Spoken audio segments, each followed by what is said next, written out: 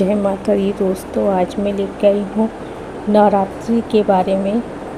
किस पे सवार होके आ रही हैं इस बार शारदीय नवरात्र में माता जी, और भी सारी चीज़ें आपके साथ यहाँ पे मैं शेयर करूँगी। इस बार 4 बार साल में देखिए नवरात्रि आती, जो प्रत्यक्ष रूप से 2 हैं और जिसे गुप्त नवरात्रि कहते हैं वो 2 पड़ती हैं। शारदीय नवरात्रि प्रत्यक्ष नवरात्रि और उत्सव के नवरात्रि मनाया जाता है। शारदीय नवरात्रि सभी नवरात्रियों में सबसे लोकप्रिय और महत्वपूर्ण नवरात्रि होती है, इसलिए शारदीय नवरात्रि को महानवरात्रि भी कहा जाता है। और शारदीय नवरात्रि अश्विन मास की प्रतिपदा से शुरू होकर नवमी तिथि तक चलती है। इन 9 दिनों में माँ दुर्गा की विशाल प्रतिमाएं भी स्थापित करते हैं लोग, घर पे भी पूजा करते हैं, गरबा खेला जाता है। बहुत सारी उत्साह उल्लास के साथ ये त्यौहार मनाया जाता है जो 9 दिन तक चलता है। और दशहरे के दिन जो लोग प्रतिमाएं रखते हैं उनका विसर्जन होता है। तो शरद ऋतु की शुरुआत भी इसी समय से हो जाती है, इसीलिए इसे शारदीय नवरात्रि भी कहते हैं। तिथि के बारे में जान लेते हैं। शारदीय नवरात्रि 3 अक्टूबर 2024 से शुरू होगा, जो 11 अक्टूबर को नवमी के दिन समाप्त होगा। फिर दशहरा जो है वो 12 अक्टूबर को मनाया जाएगा। 3 अक्टूबर को नवरात्रि के पहले दिन घर में कलश स्थापना की जाती है। फिर 9 दिनों तक माँ भवानी के 9 रूपों की विधिवत से पूजा की जाती है।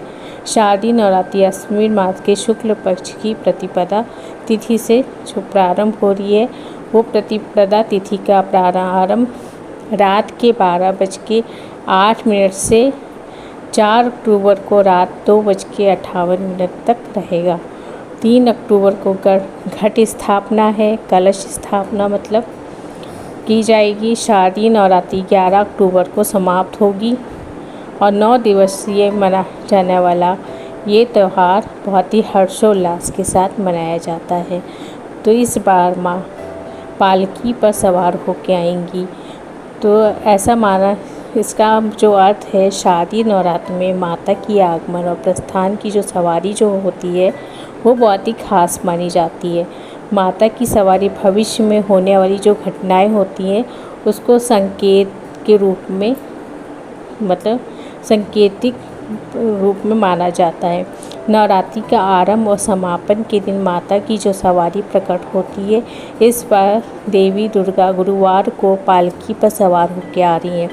देवी पुराण में पालकी पर सवार होकर आना बहुत ही शुभ माना जाता है, लेकिन पालकी पर सवार होकर आना आंशिक रूप से महामारी का कारण भी माना जाता है।